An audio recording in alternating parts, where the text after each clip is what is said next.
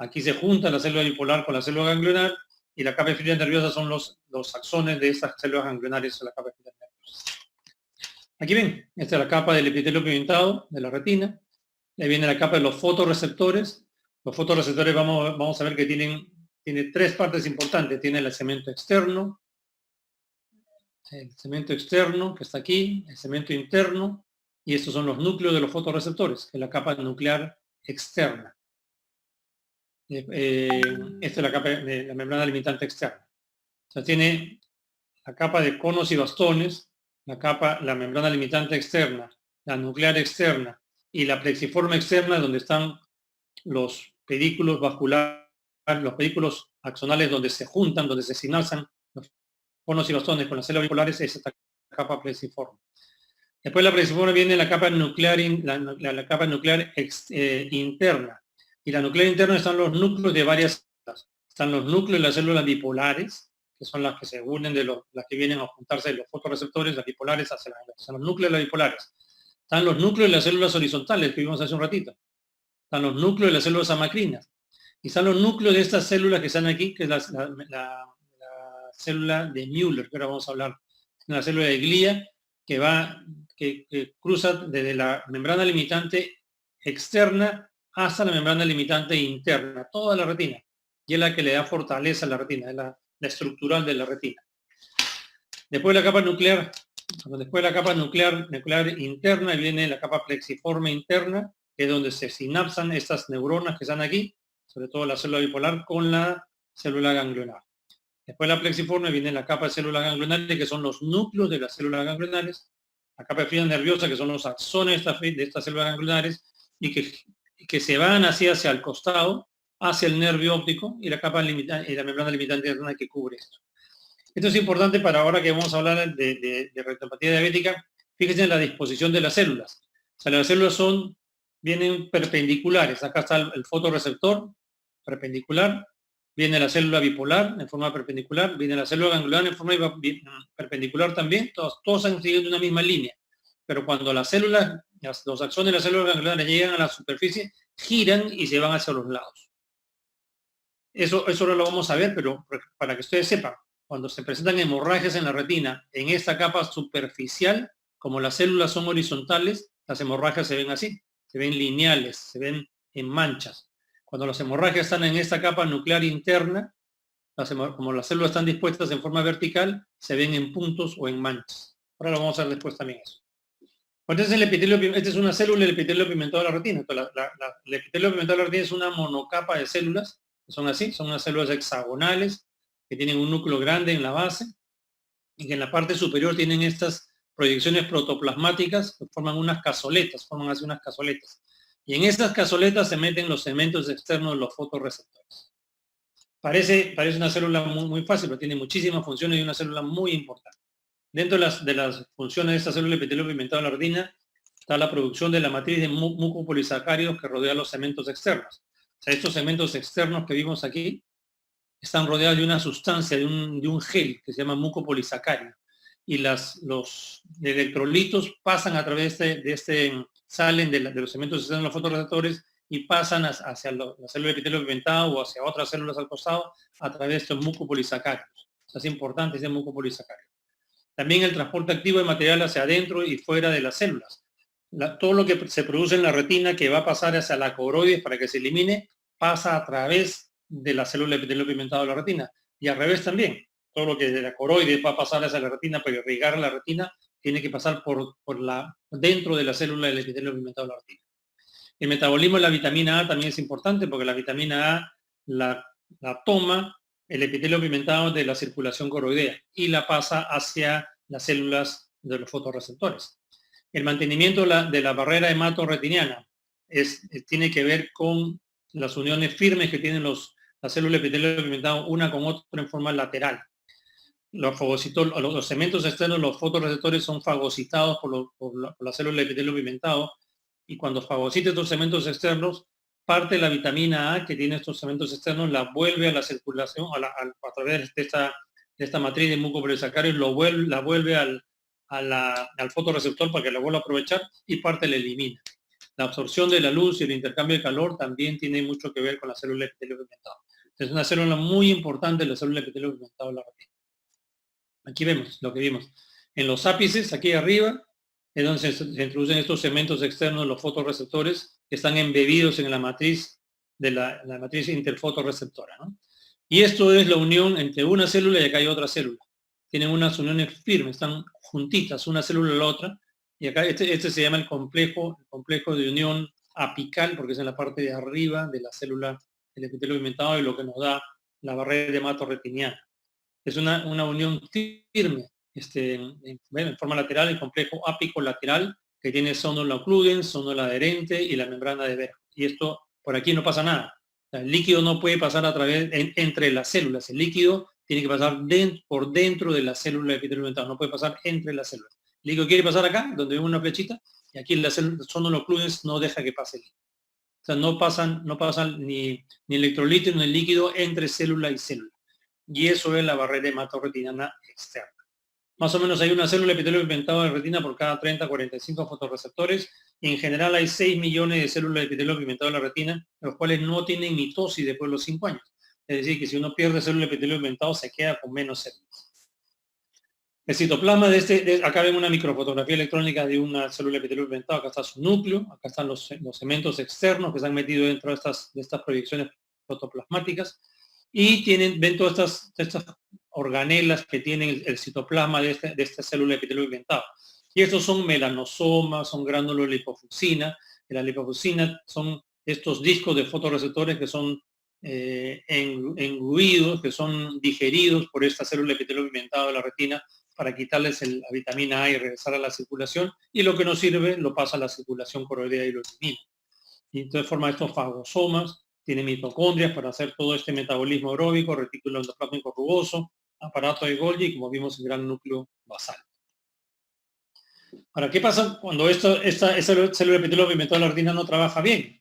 Lo que pasa es que todo esto estos segmentos externos de la retina que va deglutiendo y todo lo que va digiriendo de la retina se va acumulando dentro del epitelio pigmentado de la retina o debajo del epitelio pigmentado de la retina y forma estos acúmulos. ¿Ven? Acá la retina, y se acumula esto que ven marrón aquí, son las células de epitelio pigmentado de la retina, y toda esta sustancia que no ha podido digerir bien no pasa a la circulación coroidea aquí abajo y no se va almacenando.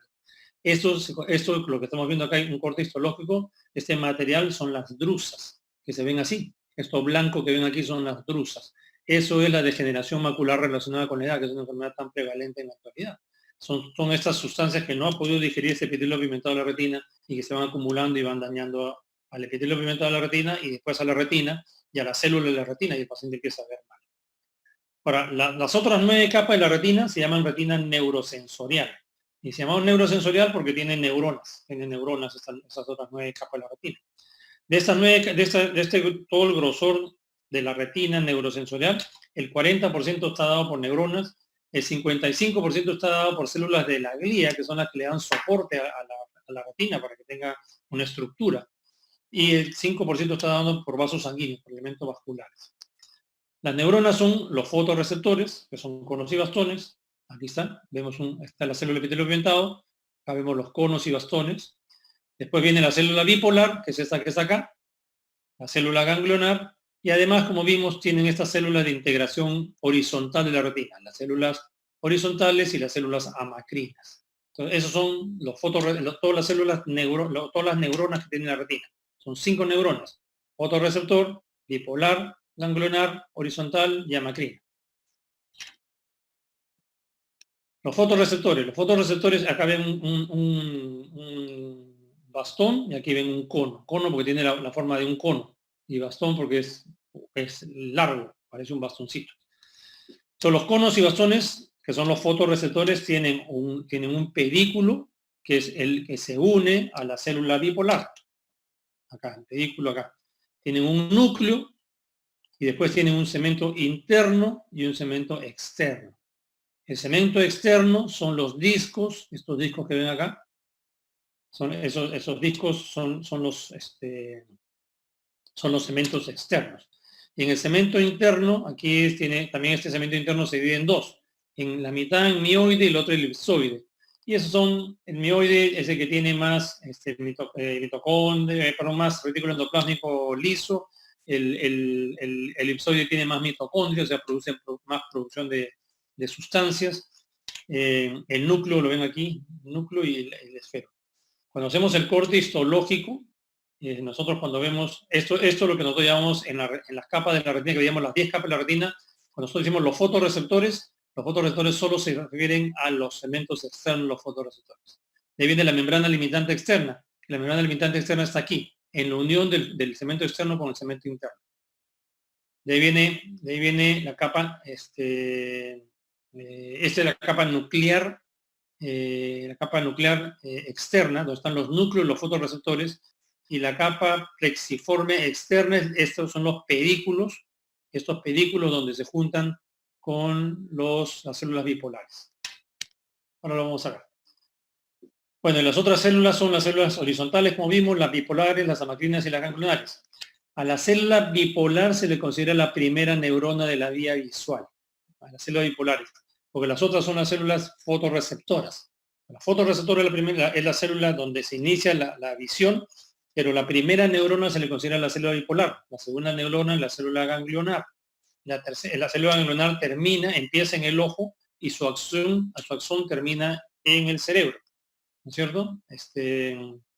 Entonces, esta es la segunda neurona. Más o menos hay 1.200.000 células ganglionares en cada ojo, en cada globo ocular. Aquí ven, esto es la célula del fotorreceptor. Aquí tiene la célula bipolar y la célula ganglionar con su axón que termina a nivel cerebral, ¿no? Se forma el nervio óptico y pasa por el quiasma óptico y termina en el cuerpo geniculado. Estas son las células amacrinas y las células horizontales. Acá ven, ¿no? Células horizontales, que era transmisión horizontal de la retina, y las células amacrinas, también horizontal. Este es otro esquema.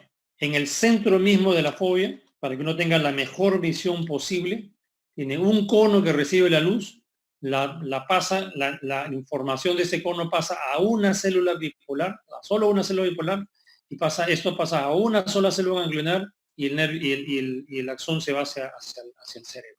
Entonces, en el cono, en la fovea, en el mismo centro de la visión, solo existe un cono por una célula bipolar, por una célula ganglionar. Pero un poco más allá del centro de la visión, varias células de conos y bastones llevan la información a una célula bipolar. Y varias células bipolares llevan información a una célula ganglionar. Entonces, eso hace una cascada, ¿no? Ahora, la glía, lo que le hablamos de la glía es las células que le dan sostén a esta retina para que no colapse la retina. Y la célula más importante de esta glía es esta que ven acá, que es la célula de Müller. Su núcleo está en la capa nuclear interna, junto con las células bipolares, con las amacrinas y con las horizontales, la célula de Müller, y la célula de Müller va desde la membrana limitante externa hasta la membrana limitante interna. Acá está la externa y aquí está la interna. O sea, todo el grosor de la retina neurosensorial tiene la célula de Müller que le da soporte a esa célula, a esa retina. También están los astrocitos. Los astrocitos son las células gliales que están alrededor de los vasos sanguíneos. También para darle soporte a los vasos sanguíneos y también tiene un poco de microglia. Generalmente oligodendrocitos no hay dentro de la retina, pero a veces sí los vemos. Y eso se llama mielinización de fibras ópticas, pero generalmente no se ven, no deberían haber. Y estas células de la glía son los que dan nutrición a través de los vasos sanguíneos y soporte estructural a la retina.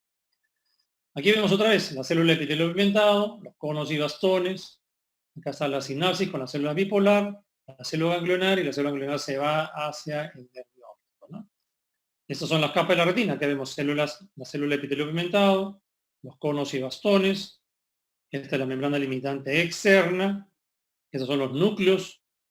La capa nuclear externa, que son los núcleos de esos fotorreceptores. Y esta es la capa plexiforme externa, que son estas células, esta capa de unión, estos segmentos de unión de las células conos y bastones con las células bipolares. Entonces, todas estas capas que vemos aquí, desde aquí hasta acá, hasta aquí abajo, todo esto es el fotorreceptor. Casi la mitad de la retina es el fotorreceptor, ¿cierto? Todo esto de acá es el fotorreceptor. Solo pasa que nosotros histológicamente llamamos fotorreceptores solo esta capa, pero la membrana limitante externa, Esta capa nuclear, esta capa plexiforme es parte del fotorreceptor. Acá está, entonces vemos la capa nuclear, la plexiforme, ahí viene la capa nuclear interna, donde están los núcleos de las células bipolares, de las células de Müller, las células amacrinas, las células horizontales. Esta es la que sigue acá arriba, es la capa plexiforme, donde se juntan, la sinapsis de estas células bipolares con las células ganglionares. Estos son los núcleos de células ganglionares, y estas son las fibras de esas células ganglionares que se están yendo hacia el nervio óptico. Aquí otra vez, epitelio pigmentado de la retina, vemos el fotorreceptor, el cono y el bastón, todas las capas aquí, todas las capas, el cono y bastón. Acá la plexiforme, donde se juntan con estas células bipolares. Y aquí viene la célula ganglionar con su axón que se va hacia el nervio óptico. Y la célula de Müller como va de un lado a otro. Bueno, la mácula. Entonces, ¿qué cosa es la mácula? La mácula es esta zona que está aquí. La zona que está entre las arcadas vasculares es la zona que conocemos como mácula. Se llama mácula lútea porque cuando tiene un color amarillo en los cadáveres, o cuando la retina se desprende, la mácula toma un color amarillo. Normalmente en el humano vivo la vemos así como está aquí, que se ve de un color naranja, no se ve amarillo. Más o menos tiene 5 a 6 milímetros de diámetro, como digo, es todo el área que está comprendido entre las arcadas vasculares temporales. Ese es el centro del nervio óptico, está a 4 milímetros hacia temporal, aquí del nervio óptico, 4 milímetros hacia temporal y 0.8 milímetros hacia abajo. Ahí está el centro de la mácula, el centro de la fobia. En este centro de la fobia se caracteriza, porque vamos a ver ahora, porque en el centro de la fobia, de todas estas 10 capas de la retina que hemos visto, solo hay epitelio pigmentado en la parte de abajo, solo hay fotorreceptores y células gliales. No hay las otras capas de la retina. Miren acá. Esto es el centro de la fobia, en el centro mismo. Normalmente la retina tiene así, tiene cono de bastón, tiene la célula bipolar y la célula ganglionar. Pero en el centro de la fobia, la luz cae directamente sobre el cono. Solo hay conos. No hay las células bipolares ni las células ganglionares. En el centro mismo, la luz cae directamente en el cono y por eso en el centro de la visión, en el centro de la fobia, la visión es mucho mejor, porque entra directamente hacia el cono, no tiene que pasar a través de todas las otras capas de la retina donde se pierde algo de visión. Aquí ven, entra directamente, esos son los núcleos de los fotorreceptores, pero la luz cae directamente al cono. Esto que ven aquí blanco es la retina que está desprendida porque es un globo ocular de un cadáver. Entonces, esta es la retina y termina la retina aquí. Aquí donde termina la retina se llama ora serrata, que es donde se une la retina hacia el cuerpo ciliar. ¿No? Esto es la ora, acá este borde de aquí se llama ora serrata. ¿Cuál es el suplemento sanguíneo de la retina? Son de dos formas. La mitad más interna de la retina está irrigado por la arteria central de la retina. La arteria central de la retina da los vasos sanguíneos y los capilares, y estos capilares son lo que conforman la barrera hematorretiniana interna. ¿Y qué cosa es la barrera? Quiere decir que las células, los capilares, no dejan escapar líquido, por eso es barrera, porque no dejan escapar líquido ni el contenido de estos vasos sanguíneos hacia la retina. Los vasos sanguíneos de la retina están dados por una capa simple de células endoteliales que son no fenestradas con uniones firmes. Y estos tienen una lámina basal que envuelve estas células endoteliales. Y además, alrededor de estas células endoteliales hay una capa interrumpida de células murales o pericitos. Y las otras capas más externas de la retina, todos los fotorreceptores de la retina, están irrigados por la coroides, por la coriocapilares. La rama de la arteria central de la retina, cuando llegan al nervio óptico, dan 3 plexos. Dan el plexo capilar peripapilar, dan el plexo capilar superficial y el plexo capilar profundo. Y después se forman las vénulas precapilares que drenan a vénulas y al sistema venoso correspondiente que sale hacia la vénula central de la retina. Y aquí ven, o sea, acá están estas son las arterias, la arteria central de la retina, que aquí en el nervio óptico se producen 4 ramas de arteria central de la retina, las 2 ramas temporales y 2 ramas nasales. Estas son las ramas que se van bifurcando y van produciendo todas las ramas de la retina y de la circulación retiniana. La red capilar peripapilar son los vasos sanguíneos que salen alrededor del nervio óptico, solo a 4 o 5 milímetros alrededor del nervio óptico, son muy superficiales, van en la capa superficial de la retina, van en la capa de fibras nerviosas. Y estos vasos pues se meten dentro de la retina y forman la red capilar superficial, que está un poquito más profunda, ya está al nivel de la capa de células ganglionares. Y estos vasos todavía se meten más profundo en la retina y forman otra red capilar más profunda, se llama la red capilar profunda. Y esta red capilar profunda está en la capa más interna, está básicamente en la nuclear interna de la retina. Estos vasos sanguíneos irrigan a toda la retina, ven todo este enmarañado de vasos sanguíneos. Pero en el centro de la fobia no hay vasos sanguíneos, aquí. En el centro de la fobia no hay vasos sanguíneos. ¿Para qué? Para que la luz pase directamente a la fobia, llegue al fotorreceptor y uno tenga mejor visión. Entonces, esta zona donde no hay vasos sanguíneos se llama la zona fobiolar avascular, o FAS, por sus siglas, ¿no? Por sus siglas en inglés. Y mide de 450 a 600 micras de diámetro esta zona, es generalmente circular. Hablándoles algo del vitrio, el vitrio ocupa 4/5 partes del globo ocular. Este vitrio es transparente y es lo que llena toda la cavidad del ojo, ¿no? El ojo como una pelota hueca, y el hueco está lleno de este vitrio. Y juega un papel muy importante en el metabolismo de los tejidos intraoculares para los metabolitos que utilizan tanto el cristalino como la retina, el cuerpo ciliar y el mismo vitrio. El volumen del cuerpo vitrio, del vitrio es de 4 centímetros cúbicos y pesa 4 gramos. El 99% del vitrio es gel, es agua, perdón, del vitrio es agua. Y el 1% son otras sustancias como mucopolisacáridos, ácido hialurónico, condroitin-sulfato y sobre todo colágeno. Vamos a ver, tiene la viscosidad, son 2 veces la viscosidad del agua. Perdón, y estas son, perdón, a ver, aquí.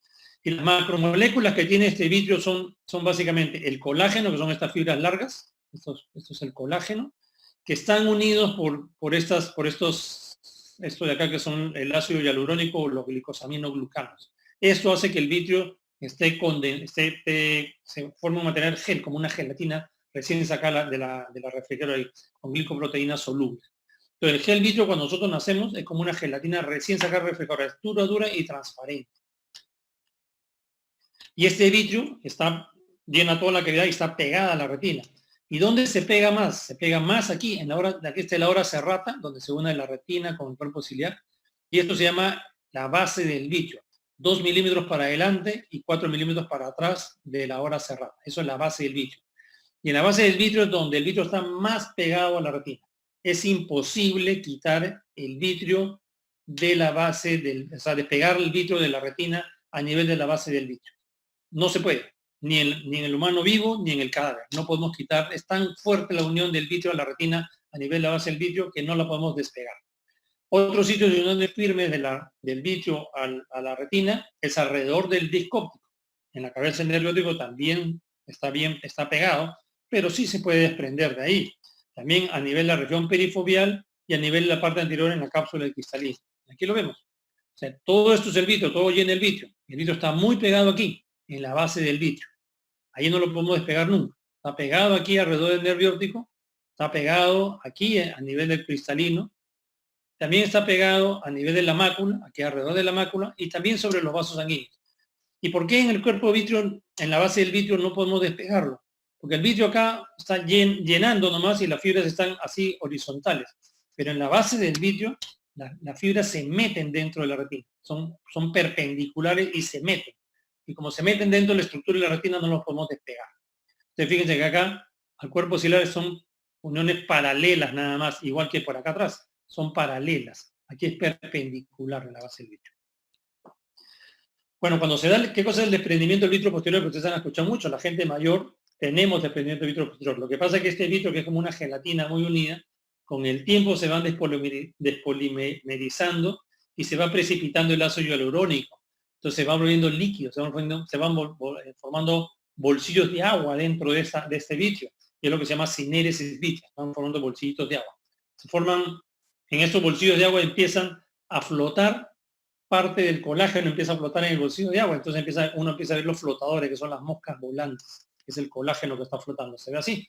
Las personas mayores se empiezan a formar estos bolsillos de agua, de líquido, y estos bolsillos van coalesciendo y forman bolsillos más grandes de líquido. Y cuando forman más grande, este agua va pasando hacia... Disculpe, se va a cerrar ahorita en un minuto. Ya activé otra charla. Le voy a alcanzar el link, ¿ya, doctor? Porque se va a cerrar. Ya.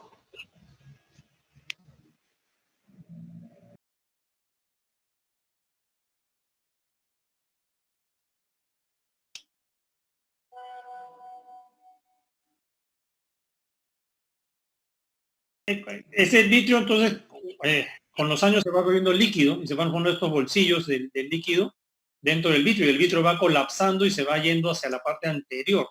Y llega así un momento en que ven cómo se separa la parte posterior y se separa completamente. Al final queda el nervio óptico adherido y al final todo el nervio óptico también se separa y el vitrio colapsa y se va hacia la parte anterior. Y ahí, es ahí cuando se llama desprendimiento del vitrio posterior. Y uno ve, con las personas, yo tengo esto, en la gente mayor que tiene el vitrio posterior, vemos cosas que flotan, se ven unas cositas así que flotan. Y entonces se forma el anillo de Weiss. El anillo de Weiss, este de acá es el vitrio que estuvo adherido alrededor del nervio óptico. Cuando se despega, queda como un anillito flotando en la cavidad visual. Cuando este vitrio que se ha desprendido jala los bordes de la retina, porque a veces la puede jalar, ven acá cómo se desprende y cómo jala aquí en el borde, lo puede jalar muy fuerte y lo puede romper y se forman desgarros de retina.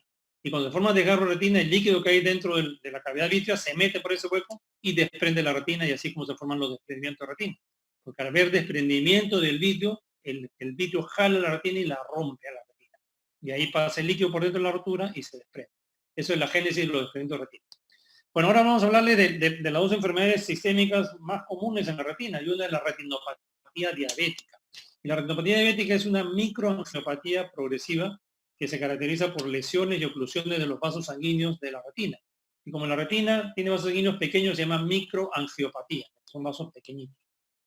Ustedes saben que la retinopatía diabética es la primera causa de ceguera legal en personas laboralmente activas, en personas entre 20 y 64 años de edad en los países industrializados. La primera causa en el mundo de pérdida de visión o de ceguera es la catarata, pero en personas laboralmente activas es la retinopatía diabética. Fíjense, en el Perú hay 32.299.000 habitantes. De esos, el 7%, de 2.260.000, tienen diabetes mellitus. 2.260.000 diabéticos en el Perú. De esos diabéticos que hay en el Perú, el 35% de ellos tienen retinopatía diabética. Es decir, en el Perú hay 791.000 personas con retinopatía diabética. De esos que tienen retinopatía diabética, el 7% hacen edema macular diabético. Es decir, existen 55.000 personas en el Perú que tienen edema macular diabético. Y de todas esas personas que tienen edema macular diabético y tienen retinopatía diabética, el 40% de ellos, o sea, 22.000 personas, tienen ceguera por diabetes, ya sea por edema o por retinopatía diabética. Es decir, en el Perú hay 22.000 ciegos por retinopatía diabética o por edema macular diabético, que es una ceguera que es prevenible. Eso quiere decir que nuestro sistema de salud es malo y que no podemos evitar la ceguera a 22.000 personas que no debieron haberse quedado ciegas, que podíamos haberlas tratado. La retinopatía diabética depende de qué tipo de diabetes tenga, si es tipo 1, tipo 2 y cuántos años de diabetes tenga el paciente. Depende de que también se ha controlado la glicemia, la presión sanguínea y los lípidos durante toda su vida el paciente, no en ese momento, sino durante toda su vida. Este estudio se llama el Wisconsin Epidemiological Study on Diabetic Retinopathy, el estudio epidemiológico de diabetes de Wisconsin. Y este estudio es muy viejo, es un estudio de la década de los, a finales de los 70, a principios de los 80, y que nos decía que dependiendo de la cantidad de años de diabético, el paciente hacía retinopatía diabética. Y nos hablaba que después de 20 años de diabético, el 99% de los pacientes diabéticos tipo 1 y el 60% de los diabéticos tipo 2 tenían algún grado de retinopatía diabética. Y también nos hablaba que los niños prepúberes no hacen retinopatía diabética. Por eso es importante, porque los oftalmólogos o los médicos no le podemos pues hacer fondo de ojo a toda esta cantidad de millones de diabéticos que hay, porque no se puede, son demasiados. Entonces, ¿cuándo le tenemos que hacer los exámenes a nuestros pacientes diabéticos? Tenemos que saber que cuándo empieza el riesgo de tener retinopatía diabética. Los diabéticos tipo 1, ellos saben exactamente de qué día son diabéticos, porque la diabetes tipo 1 empieza con una crisis, el paciente lo tienen que hospitalizar, porque es una crisis, una emergencia médica. Entonces, el diabético tipo 1 le dice, doctor, yo soy diabético del 1 de abril del año 1995, porque él sabe de qué día exactamente es diabético. Y nosotros sabemos que los pacientes diabéticos tipo 1, durante los primeros 5 años no tienen riesgo de tener retinopatía diabética. Recién el riesgo empieza a partir del 5º año. Fíjense, en forma progresiva, entre 5 y 10 años tienen 27%, más de 10 años 71%, y más de 30 años 90% de riesgo de tener retinopatía diabética. Entonces, al diabético tipo 1, ¿cuándo le hago su primer examen de fondo de ojo? Al 5º año, porque antes no tiene probabilidad de tener retinopatía diabética. Primer examen de fondo de ojo al paciente diabético tipo 1 al 5º año. El diabético tipo 2, él no sabe de cuándo es diabético. El diabético tipo 2 es la abuelita que se va a operar de vesícula, le hace un examen de glucosa y le sale que tiene 500 de glucosa. La abuelita no tiene nada, no siente nada y no sabe desde cuándo tiene el glucosa alta. Entonces, ¿cuándo le hacemos el primer fondo de ojo al paciente diabético tipo 2? En el momento que le diagnosticamos la diabetes, porque no sabemos cuántos años diabético tiene. Y de hecho, el 20% de diabéticos tipo 2 ya tienen retinopatía en el momento que le hacen el diagnóstico de diabetes mellitus. Entonces, eso es para saber el screening. Screening al paciente diabético tipo 1 a los 5 años. Diabético tipo 2 en el momento del diagnóstico. Otra cosa importante es la gestación y la retinopatía diabética. Antiguamente, cuando yo estudié medicina, pues las diabéticas no salían gestando, pero ahora con la reproducción asistida y toda la fertilización in vitro y cosas que tienen los ginecólogos y los obstetras, las diabéticas sí salen gestando. Y las diabéticas pueden gestar y no hay problema, pero hay que decirles qué problema pueden tener con sus ojos. Si la paciente gestante no tiene retinopatía diabética, el 10% de ellas van a tener retinopatía diabética durante los 9 meses de embarazo. Van a hacer retinopatía diabética. El problema es que la gran mayoría de diabéticas que salen gestando ya tienen algún grado de retinopatía diabética porque ya tienen muchos años de diabetes. Y fíjate, si ya tienen algún grado, el 47% de ellas, casi la mitad, van a progresar durante el embarazo. 5% se hacen proliferativas, solo el 29% regresiona a posparto, el 70% no regresiona a posparto. Pero lo más importante es que el 50% de ellas va a requerir tratamientos con rayos láser durante la gestación para no perder visión. 50% de ellas. Y si no se hace el tratamiento con rayos láser, pierden visión. Y eso con cada embarazo. O sea, que decir, sí puedes salir gestando, pero tienes que tener controles estrictos, mensuales, de tu fondo de ojo. Y si vemos que esto progresa, tengo que ponerte el láser. Tienes 50% de probabilidad que te tenga que poner láser durante la gestación. Y si ya tiene retinopatía diabética proliferativa, el 46% de ellas va a progresar a la ceguera. Pero las diabéticas con retinopatía diabética proliferativa es muy, muy improbable que salgan gestando. ¿Cuáles son los cambios histológicos que vemos en la retinopatía diabética? Histológicamente vemos una alteración en los capilares, engrosamiento de la membrana basal y pérdida de pericitos. Y eso se traduce oftalmoscópicamente en todo lo que vemos ahí, microneurisma, dilatación venosa, hemorragias, manchas algodonosas, neovasos, proliferación fibrovascular y desprendimiento retina. Y eso lo vamos a ver acá. Estas fotografías que ven acá a la izquierda son una retina que ha sido digerida por tripsina y solo vemos los vasos sanguíneos de la retina. Y ustedes ven los vasos sanguíneos de la retina aquí, ven que estos vasos sanguíneos tienen dos tipos de núcleo. Un núcleo redondito que está en el borde y un núcleo alargadito que está en el centro. Uno redondito y uno alargadito. El que está redondito al borde es un núcleo de un pericito célula mural. El alargadito del centro es el núcleo de una célula endotelial. Más o menos, si ustedes ven, hay un pericito por una célula endotelial, un pericito por una célula endotelial, ¿no? Aquí en esta fotografía de la derecha son retinas digeridas por tricina de un paciente diabético. Y solo ven los núcleos centrales. Fíjense que no ven núcleos pericitos. Solo ven los núcleos que están en el centro.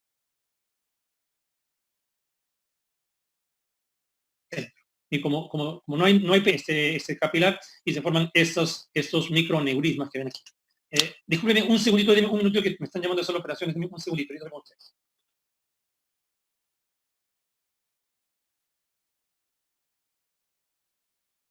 Se ve un microneurisma.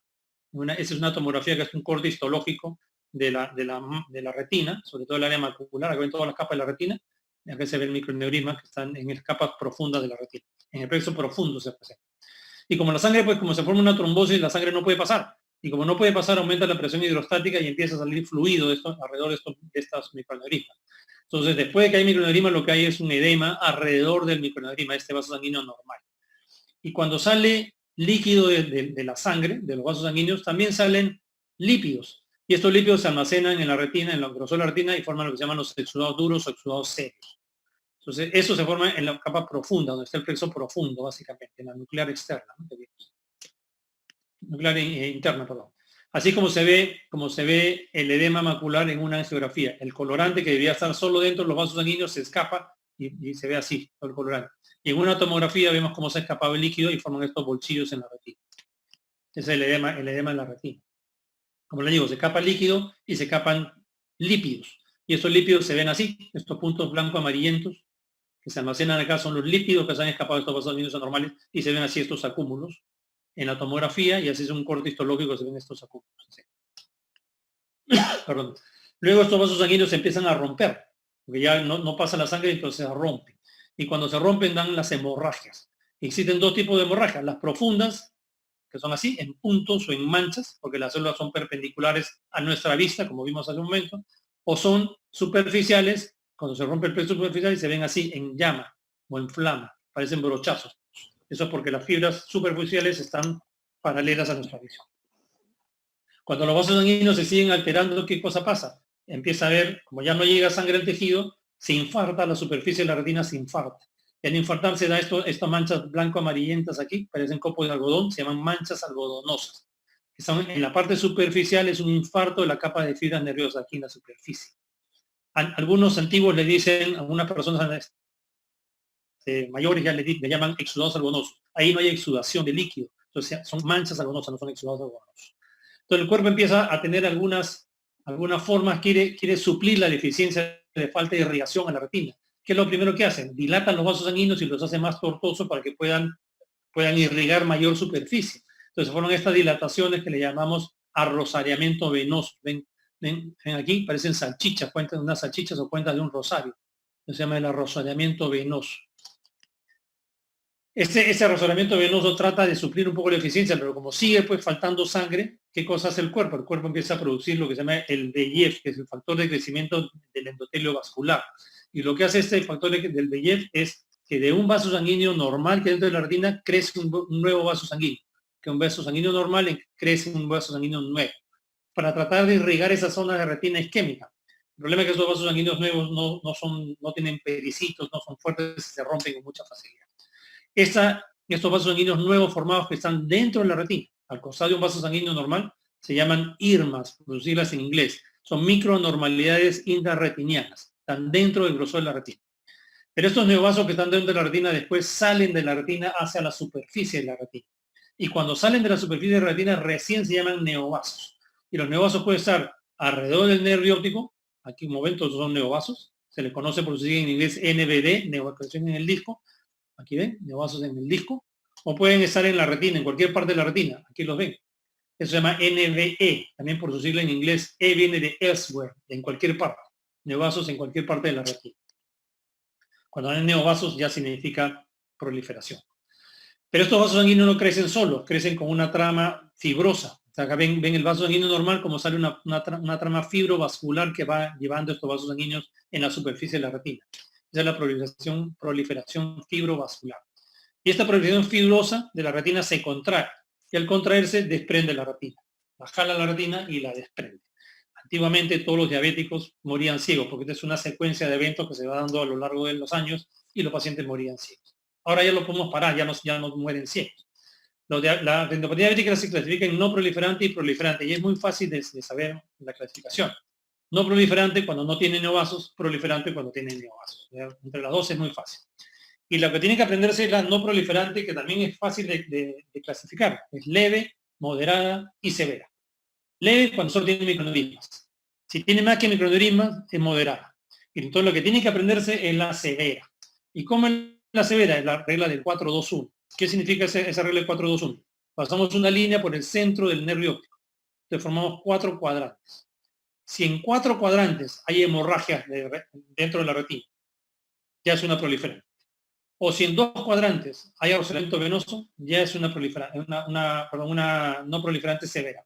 O si en un cuadrante hay irma, ya es una no proliferante severa. Cualquiera de las 3. O 4 cuadrantes de hemorragias, o 2 cuadrantes de arrosamiento venoso, o un cuadrante de irma, ya es una retinopatía diabética no proliferante severa. Cuando tienen hemorragias más que esto, en 4 cuadrantes. Cuando tienen arrosamiento venoso, más que esto que ven aquí, en 2 cuadrantes. Cuando tienen irmas, más que esto que ven acá hay un irma, acá hay otro irma. Cuando tienen esto, acá hay otro irma. Cuando tienen irmas en más de un cuadrante, ya es retinopatía diabética no proliferante severa. ¿Y por qué es importante saber cuándo es una no proliferante severa?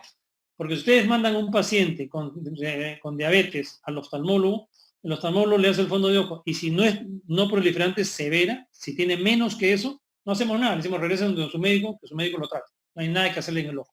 Recién los oftalmólogos empezamos a hacerle tratamiento para que el paciente no pierda visión cuando llega al estadio de no proliferante severa. Antes no hacemos nada, antes es solo control metabólico. Entonces ustedes deben saberle hacer el fondo de ojo a su paciente y poder derivar al paciente cuando está en el estadio necesario, no antes. Esta, por ejemplo, es una retinopatía diabética no proliferante leve, solo tiene microaneurismas. Acá unos cuantos microaneurismas chiquititos. Es una leve. Si tiene más que microaneurismas, tiene manchas algodonosas, exudados, hemorragias, es una moderada. Y aquí es una severa. Si nosotros partimos aquí en 4 por el medio del nervio óptico, vemos que en los 4 cuadrantes tiene hemorragias. Ya solo con eso ya es una no proliferante severa.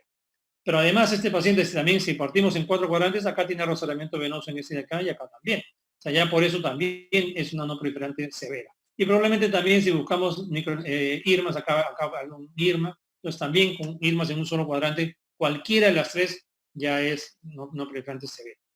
Y proliferativa cuando ya tiene neovasos. Cuando vemos los neovasos, aquí vemos neovasos, acá vemos neovasos, o cuando no vemos los neovasos, sino que vemos la manifestación del neovaso. Si este neovaso que está acá, que están viendo en la superficie de la retina, este de aquí, se rompe, la sangre está por encima, como este neovaso está encima de la retina, el sangrado se produce por encima de la retina, se ve el sangrado, que se llama sangrado preretiniano. ¿Y cómo sabemos que está delante de la retina? Porque no podemos ver ninguna estructura, no podemos ver ningún vaso sanguíneo, no vemos nada. Esos sangrados de acá están dentro de la retina y podemos ver la retina, podemos ver los vasos sanguíneos. Eso está por encima de la retina y no vemos nada por detrás. Son hemorragias preretinianas. Hemorragias preretinianas significa que debajo de eso hay un neovaso. Otra cosa es el edema macular diabético. Y el edema macular diabético es el engrosamiento de la retina en el área macular, en la fobia. La primera causa de ceguera del paciente diabético es el edema macular diabético. No es la retinopatía diabética, es el edema macular diabético. No es una ceguera total, pero es una ceguera legal, menos de 20% de visión. Eso siempre le preguntan los exámenes. Esta es una retina normal. Acá vemos el nervio óptico, vemos los vasos sanguíneos normales, el área macular sin sangrado, sin nada. Así se ve una tomografía normal. Vemos la retina con todas sus capas y el epitelio pigmentado de la retina. Y una angiografía. Cuando hacemos angiografía, el líquido que inyectamos, que se llama fluoresceína, se ve blanco y se ve solo dentro de los vasos sanguíneos. Ustedes ven, las capas de la retina no tienen nada de fluoresceína, solo los vasos sanguíneos. En el paciente diabético que tiene edema macular diabético, vemos aquí hemorragias y vemos exudados lipídicos. Quiere decir que aquí ha salido líquido. Existen dos formas de edema macular diabético, el que le llamamos el local, porque solo en una parte está, y el difuso, que está por todos lados. En el local, si hacemos un corte tomográfico, vemos que solo en este pedacito hay edema macular. En el difuso, por todos lados hay edema, con más líquido, ¿no? ¿Por qué es importante saber si es edema macular focal o difuso? Porque el tratamiento es diferente y ahora lo vamos a ver. ¿Cuál es el tratamiento de la retinopatía diabética? Lo más importante, el control metabólico. Tiene que tener hemoglobina glicosilada menos de 7%, presiones arteriales normales, límites normales menos de 120 sobre 80, y colesterol, sobre todo el malo, el LDL menos de 100 miligramos por decilitro, y para eso es probable que tenga que tomar estatinas. Si el paciente tiene falla cardíaca o falla renal, va a tener edema. Entonces hay que tratar el edema, tratando la falla cardíaca y la falla renal. Y el paciente no debe fumar, porque tenemos un problema de vasoclusión, si el paciente fuma peor. No debe fumar el paciente. El tratamiento de la retinopatía diabética no proliferativa, severa o más que severa, es la fotocoagulación panretiniana. Es láser. Entonces, todo esto en nuestra retina, esta es la hora hace rato, todo esto en nuestra retina. Lo que tenemos es que los vasos sanguíneos que llegan al ojo no son capaces de irrigar toda la retina porque se están cerrando. Entonces, lo que nosotros hacemos es con el láser sacrificamos a toda la retina, desde acá, de la corea serrata, toda la retina y dejamos solo la parte central sin tratar. Y con el láser matamos esta retina periférica, que el ojo sea suficiente para irrigar la parte central de la retina. Aquí ven. Solo dejamos todo el área macular libre y el resto tratado con rayos láser. No es un tratamiento ideal, pero sabemos que este tratamiento con rayos láser disminuye la pérdida de visión en el 90% de los pacientes. ¿Por qué es que disminuye por qué es que funciona el láser? Básicamente porque la retina tiene los fotorreceptores, como vimos, y los fotorreceptores consumen mucho oxígeno, necesitan mucha oxigenación. Nosotros con el láser producimos una fibrosis de esta zona de los fotorreceptores y estos fotorreceptores son reemplazados por células gliales y las células gliales no consumen oxígeno. Como no consumen oxígeno, el oxígeno que hay en el ojo es para la zona macular, básicamente. ¿Por qué no hacemos el láser antes? Si el láser funciona, ¿por qué no lo tratamos antes? ¿Por qué esperamos que sea no proliferante severa?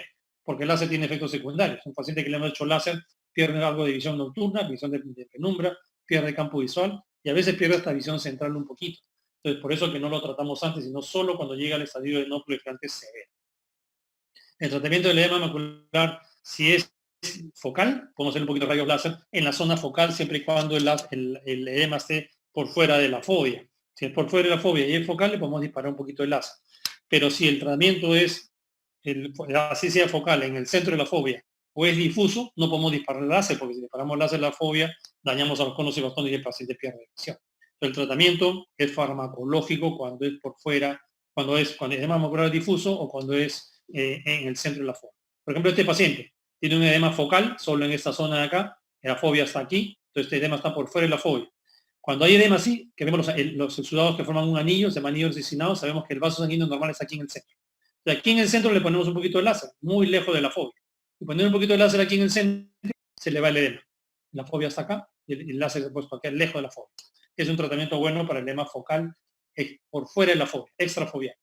Pero cuando está cerca de la fobia o ese edema difuso, perdón, tenemos el tratamiento farmacológico, que inyectamos una droga antifactor de crecimiento del endotelio vascular, que son estas tres, o inyectamos un esteroide dentro del ojo. Y estos son muy efectivos. Según los estudios, sabemos que el paciente que tiene edema macular diabético difuso mejora de 12 a 16 letras con los anti-VEGF. Este es un estudio Rise and Wright que usaron el ranibizumab, pero cualquiera de los anti-VEGF es bueno. Los tres funcionan muy bien. Pero hay un 25% de pacientes que no resuelven el edema, que el anti-VEGF no funciona. Entonces, para ellos usamos algunas otras formas de tratamiento. Aquí vemos, por ejemplo, un estudio que el paciente en el estadio 0 le ponemos, en el día 0, pero le ponemos anti-VEGF, fíjense cómo mejora rápidamente la visión del paciente con un anti-VEGF. Y mejora y se mantiene la mejoría al año, a los 2 años y así sucesivamente hasta todo el tiempo que estamos inyectando el paciente mejora la visión. Si al paciente le ponemos rayos láser, no en el centro de la fobia, pero ponemos rayos láser, la visión mejora muy poquito. Miren, esta de acá casi no mejora la visión al año. Aquí al año a estos pacientes le pusieron, como no mejoraban, le pusieron anti-VEGF y empezaron a mejorar, pero nunca alcanzaron a los pacientes que le pusieron anti-VEGF de inicio. Entonces el tratamiento actual del edema macular diabético difuso es el anti-VEGF de forma rápida, pronto. Y con eso sabemos, con cualquiera de los tres, acá fíjense estas curvas, de los tres anti-VEGF que existen en la actualidad, el Lucentis, el ranibizumab y el bevacizumab. O sea, bevacizumab, que es el Avastin, ranibizumab, que es el Lucentis, y el aflibercept, que es el Eylea. Los tres son buenos. La diferencia son 2 letras de diferencia entre uno y otro. Los tres son muy buenos para el tratamiento del edema macular diabético. Este es un paciente que tiene edema macular diabético y le pusimos triamcinolona intravítrea y fíjense cómo el corticoide también funciona y se le va el edema y mejora la visión del paciente. Ahora, cuando ya se nos pasó, pues el paciente llegó tarde, no vino a tiempo, el paciente sangró, tiene hemorragia vítrea o ya se le desprendió la retina o tiene una proliferación avanzada o le hemos tratado el edema macular y no funciona. ¿Qué hacemos? Tenemos que hacer una vitrectomía, que es lo que ven aquí abajo. Este paciente tiene desprendimiento de retina, ven sangre. Nosotros le vamos cortando estas bandas con este vitrector, vamos cortando las bandas que están jalando la retina y la están desprendiendo. Y una vez que hemos jalado estas bandas y que las quitamos, hacemos que la retina se pegue, se ponga otra vez en sus líneas, vamos cortando todo esto que está jalando la retina y la está desplegando. Este paciente, esto es proliferación fibrovascular. Unos días antes de hacer la cirugía le ponemos un anti-VEGF para que los vasos sanguíneos de esta proliferación fibrovascular se cierre y no sangre durante la operación. Por eso que estamos cortando y casi no sangra. Entonces cortamos toda esta banda de tracción, que es la proliferación fibrovascular, sacamos toda la sangre que hay dentro del ojo, y una vez que la retina la hemos vuelto a poner en su sitio, le hacemos una fotocoagulación panretinana con rayos láser. ¿Ven cómo tiene la sangre? Con este vitrector quitamos toda la sangre y toda la proliferación. Ahí estamos sacando todo. Y después que hemos quitado todo eso, recién hacemos tratamiento con rayos láser. Ahí estamos haciendo tratamiento con rayos láser. Entonces el láser a toda la retina periférica y dejamos el centro. Y el paciente recupera visión. Este paciente vuelve a ver. No es lo ideal que llegue a ese estadio, porque el paciente vuelve a ver, pero no ve perfecto, porque ya tiene mucho daño. Lo ideal es hacer las operaciones antes o evitar que llegue a ese estadio habiéndolo tratado antes. Este es un paciente, por ejemplo, que se hizo tratamiento con rayos láser, pero le quedó esta fibrosis encima de la retina que jala la mácula y la distorsiona. Este paciente le hacemos una vitrectomía, quitamos esta fibrosis y el paciente recupera visión. Tiene una recupera visión. Esta es la área macular que está libre y todo el láser que le hemos puesto alrededor. Bueno, eso es en cuanto a retinopatía diabética. Ahora le vamos a hablar algo más chiquito, más corto de retinopatía hipertensiva. La hipertensión arterial es una de las enfermedades más frecuentes. Ustedes saben, la hipertensión, el 30% de la población mundial casi tiene hipertensión arterial. Y la hipertensión arterial es cuando la presión está más alta que 120 sobre 80. Y es una enfermedad sistémica que compromete el ojo, pero también compromete el corazón, el riñón, el cerebro y otros sistemas. Y en el ojo da 3 manifestaciones. Da la retinopatía hipertensiva, que es lo que más conocemos, pero también da daño en la coroides, la coronopatía hipertensiva, y daño en el nervio óptico, que es la neuropatía hipertensiva. Si uno tiene un daño en la retina o en la coroides por hipertensión arterial, así su presión arterial esté normal, se considera daño a órgano blanco y ese paciente debe ser tratado de hipertensión arterial. Así esté normal su presión arterial. Ahora, para saber la coronopatía hipertensiva tenemos que saber sobre la circulación coroidea. La coroides ustedes saben que son los vasos sanguíneos que están debajo de la retina y que le dan la irrigación a esta retina. La coroides tiene dos disposiciones diferentes. En el área macular se dispone así, en lóbulos. Son un lóbulo junto al otro, acá hay otro lóbulo así. En un vaso central que se abre como un paraguas, igual que como en el hígado, ¿no? Un vaso central que se abre como un paraguas. Entonces va formando lóbulos. En cambio, por fuera de la mácula son como un ovillo de lana que uno lo ha jalado y le ha estirado. Son lineales, vasos sanguíneos lineales que generalmente siguen a los vasos sanguíneos de la retina. Que son capilares fenestrados que tienen tono simpático y son estimulados por la angiotensina 2. Ahora, ¿qué cosa es la coreopatía hipertensiva? La coreopatía hipertensiva se da en la hipertensión arterial aguda nada más, no se da en la crónica, solo en la aguda. La aguda se presenta en personas jóvenes que tienen hipertensión arterial aguda o que tienen preeclampsia, eclampsia, feocromocitoma o una hipertensión acelerada. Y la coreopatía hipertensiva da tres cosas. Da la mancha de Eschnig, las estrías de Sigris y el pedimento de retina seroso. Este señor es Eschnig, un austriaco, que demostró la presencia de estas cosas aquí. Ven unas lesiones blanco-amarillentas redondeadas chiquititas en la retina profunda. En la angiografía se ven mejor, se ven estos de acá. Estas manchas, cada una de estas manchas es un infarto de un lóbulo de corio capilares. O sea, en el área macular, cuando se infarta un lóbulo, se ve así, como tiene disposición lobular, se ven así redonditas. Inicialmente se ven blanco-amarillentas, cuando ya pasa un tiempo se ven manchas oscuras, se pigmentan y se ponen oscuras. Eso es un lóbulo de corio capilares infartado. Cuando se infarta un lóbulo de capilares por fuera de las arcadas vasculares, son lineales, se ven así, como unas líneas. En la geografía se ve mejor, ¿no? Se ven en forma lineal. Que son las estrías de Sigris. Los dos, la mancha de N y la estría de Sigris, es un lóbulo de corio capilares que se ha infartado, lo que pasa que en otra disposición. Y cuando se infarta el lóbulo de corio capilares, alrededor de este lóbulo de corio capilares empieza a escaparse líquido. Y al escaparse líquido se forman desprendimientos de retinas serosos. Ven así esta bolsa de líquido debajo de la retina, ¿no? Eso es el desprendimiento de retina seroso. En la geografía se ve así, como se escapa el líquido de estos vasos sanguíneos de esta corio capilares infartada. Otra cosa, entonces, es la neuropatía óptica hipertensiva, neuropatía hipertensiva.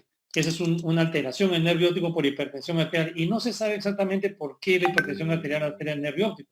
Algunos dicen que se debe a la vasoconstricción, otros a la isquemia tisular del nervio óptico y otros dicen que la misma retinopatía hipertensiva que retrógradamente daña el nervio óptico y otros dicen que es la encefalopatía hipertensiva que anterógradamente daña el nervio óptico. Probablemente sea una combinación de ellos.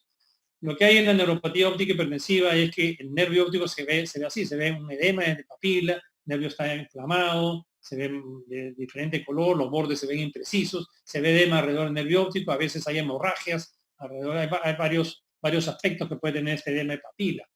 Esto es de muy mal pronóstico, no tiene una neuropatía óptica hipertensiva, la sobrevida del paciente es menor de 1 año y además tiene riesgo de que haya un infarto del nervio óptico y que el paciente pierda visión. Y bueno, y vamos a hablarles sobre la retinopatía hipertensiva, que es lo que más vemos en la hipertensión arterial. Y esto fue también descrito por el señor Mark Buchan en el siglo XIX, a finales del XIX, en una serie de pacientes que tenían hipertensión arterial por enfermedad renal.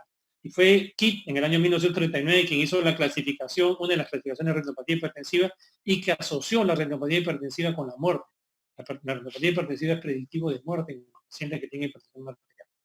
Vamos a hablarles algo sobre patofisiología. Las arterias retinianas son arteriolas y sufren los cambios normales que hay en el cuerpo humano cuando sube la presión arterial. ¿Y cuáles son esos cambios normales que hay en los vasos sanguíneos cuando sube la presión arterial? Esos son los estadios de la retinopatía hipertensiva. Tenemos el estadio 1, el estadio primero, que es el estadio de la vasoconstricción.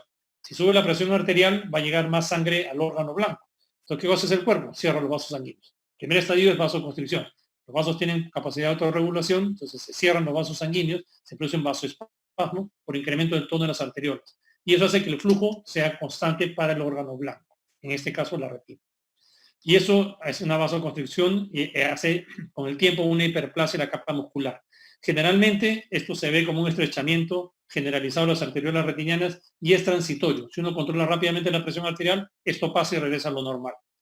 Eso se ve solo en la hipertensión arterial crónica. Ahora, si es que eso se mantiene en el tiempo, la hipertensión arterial ya no regresa a lo normal.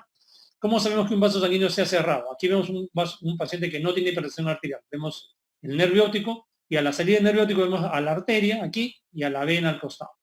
El grosor de la arteria es como 2 y el grosor de la vena es como 3. Arteria como 2, vena como 3. Acá vemos arteria como 2, vena como 3. Siempre la vena un poquito más gruesa que la arteria.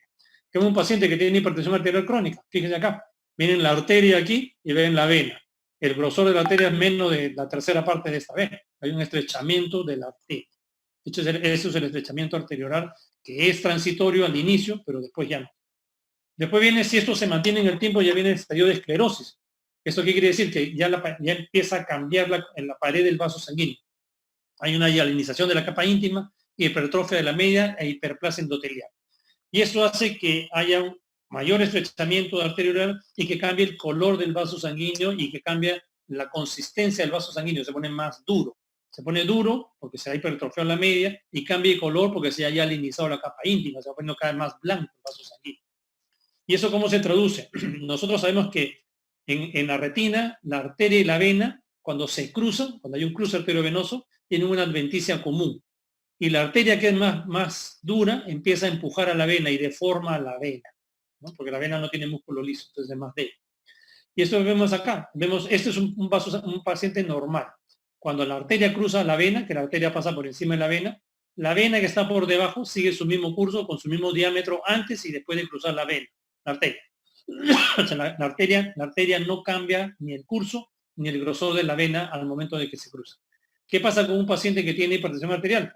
Fíjense aquí, cuando la arteria que está más dura cruza la vena se pone en punta de lápiz antes y después del cruce, porque la está aplastando. Eso se conoce como el signo de Gann. Y cuando la aplasta más, no solo la pone en punta de lápiz, sino que le cambia el curso. Fíjense, la arteria que está cruzando esta vena, la vena que debería venir por acá, le cambia el curso y va por el costado. Eso se llama el signo de Salus. Y aquí lo vemos.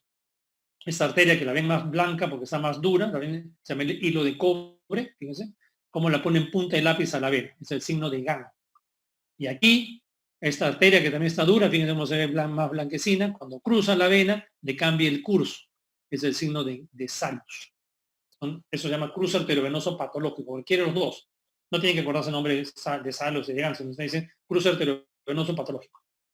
Y luego si esto progresa, sigue avanzando y se mantiene, lo que viene a bien es un estadio de exudación. Y hay una necrosis del músculo liso de la arteria y de las células endoteliales, y con eso hay una ruptura de la barrera hematorretiniana, se rompe el vaso sanguíneo y empieza a ver lo que vimos en la retinopatía diabética. Primero se escapa el líquido, hay edema, después se rompe y hay sangrado, se escapan los lípidos exudados y puede haber todas las mismas manifestaciones que vimos en la diabetes.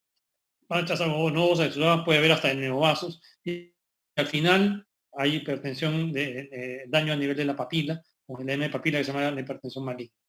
Hay estrechamiento generalizado y los cambios en los cruces que son mayores con estrechamiento arterial focal, hemorragia, microcelismo, manchas algodonosas. Ahora, ¿cómo clasificamos a la retinopatía hipertensiva? Es muy fácil de aprender también. Es leve, moderada y maligna. Leve cuando solo hay cambios en los vasos sanguíneos. Solo en los vasos sanguíneos. O sea, si vemos vasos sanguíneos con más claritos, más duritos, más delgados o cruces arteriovenosos. Eso es leve. Solo cambio en el vaso sanguíneo. Si hay cambio en la retina, es decir, ya hay manchas algodonosas, exudados, hemorragias en la retina, es moderada. Y maligna cuando además hay daño en el nervio óptico, cuando hay edema de disco. Entonces es fácil. Leve, daños en el nervio, en los vasos sanguíneos, moderada cuando hay cambios en la retina misma, y maligna o avanzada cuando hay alteración en el nervio óptico. Aquí vemos una leve, por ejemplo, vemos algunos pequeños cambios en el brillo arteriolar, está un poquito más dura la arteria.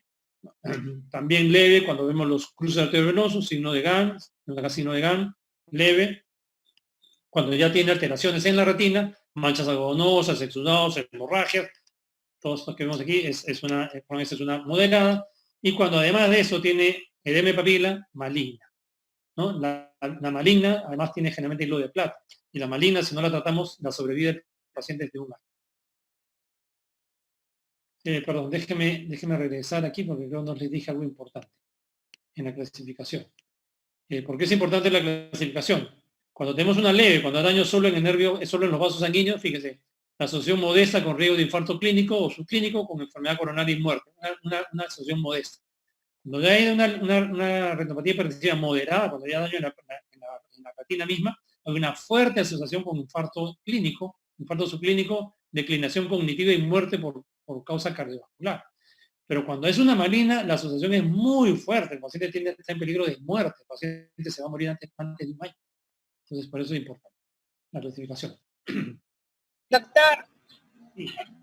doctor, Sí. se va a cortar, ya le mandé el link de la otra reunión, se va a cortar. Ya, ok. Faltan 5 minutos nomás, y ahorita acabamos. Ahorita Ya entra le la otra. mandé. Ya, perfecto. Ajá, entra la otra. ¿Ya? Ya, doctor, listo. Ok.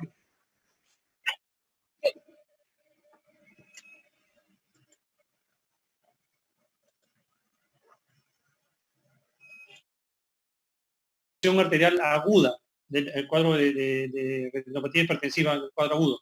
Como dijimos, eso se presenta en pacientes con preeclampsia, eclampsia, feocomicitoma, hipertensión maligna. Es solo la hipertensión aguda.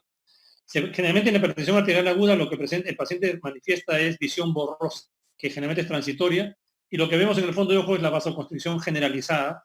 En algunos casos vemos algo, puede haber algo de hemorragia, microaneurisma, pero generalmente lo que más se ve es la coroidopatía hipertensiva y la estrechez de los vasos sanguíneos.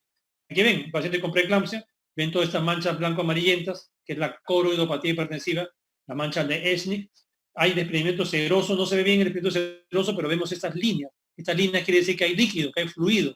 Por eso se ven estas líneas aquí. Y también vemos un poquito de estrechez arteriolar, ¿no? Algunas cuantas manchas hemorragias también se pueden ver a veces. Pero más básicamente la hipertensión arterial aguda da mancha, una coroidopatía hipertensiva con estrechamiento arteriolar. La hipertensión arterial crónica, generalmente el paciente no tiene pérdida de visión, el paciente no se da cuenta que tiene hipertensión arterial, retinopatía hipertensiva. Lo que vemos es la estrechez arteriolar, vemos todos estos cuadros, exudados, hemorragia, manchas odonosas.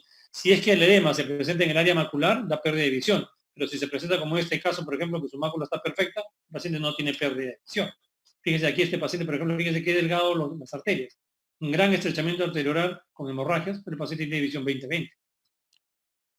Y este paciente que tiene el grado maligno, este paciente tiene feocromocitoma, que tiene además de la retinopatía hipertensiva, tiene manchas de Eschnig, tiene hemorragias y tiene el edema papila, ¿no? Entonces, los oftalmólogos no tratamos la retinopatía hipertensiva. Cuando nosotros vemos que un paciente tiene retinopatía hipertensiva, diagnosticamos la retinopatía hipertensiva y regresamos al paciente para que lo trate su cardiólogo o su médico internista. Porque el tratamiento de la retinopatía hipertensiva es el control de la presión arterial. En el ojo no hay nada que hacer. En el ojo lo único que tratamos nosotros son las complicaciones que puede traer la retinopatía hipertensiva, como son la oclusión de rama o de vena central de la retina, la oclusión de rama o de arteria central de la retina. Si se forma un macroneurisma retiniano, lo tratamos antes de que se rompa, cuando ya se rompió. Si da retinopatía proliferativa, hemorragia vítrea o desprendimiento de retina traccional, tratamos esas complicaciones. Pero no tratamos la retinopatía hipertensiva. El tratamiento es médico. Y bueno, chicos, eso era todo. No sé si tienen alguna pregunta, algún comentario. ¿Tienen algo que quieren que les explique?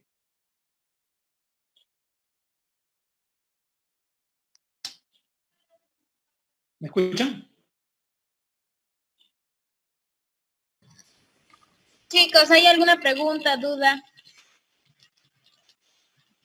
Bueno, doctor, parece que no. ¿Nada? Chicos. Si no tienen cualquier cosa, me pueden escribir también o me preguntan cuando quieran. No tiene que ser ahora. Si quieren después, me leen, me escriben cuando quieran y yo encantado les contesto. Ya, doctor. Sí, no hay preguntas porque... Muchas gracias. Listo, gracias. Nos vemos. Cuídense. Chao, chicos. Gracias, doctor. Hasta luego, doctor. ¿Aló? ¿Sí?